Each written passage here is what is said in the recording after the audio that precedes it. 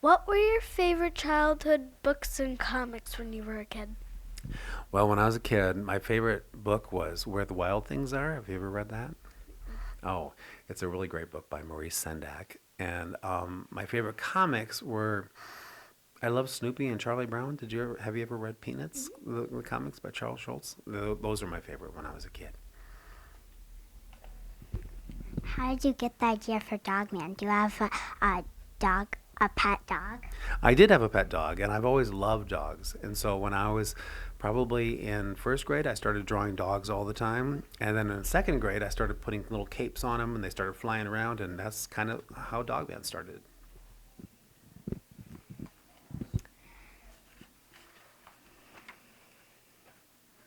If you could talk to yourself as a kid, what would you say? Oh, that's a good question. I think if I could talk to myself as a kid, I would say, don't worry so much. Everything's going to turn out okay. Because I had a lot of challenges when I was a kid. I had ADHD and I had dyslexia, and I think I was very self-conscious about those things, and I worried quite a bit. But I would tell myself, don't worry, everything will be fine.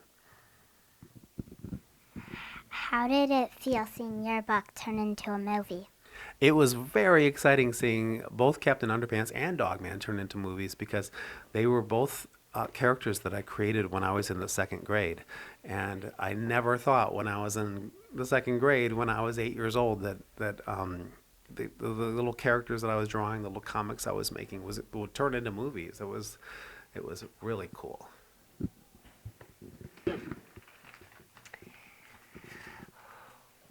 What were your favorite pranks when you were a kid? Oh, my favorite pranks? Well, let's see. I think probably my all-time favorite prank is when I not quite accidentally on purpose flooded my classroom in third grade with really stinky pond water. It's a long story, but I did that.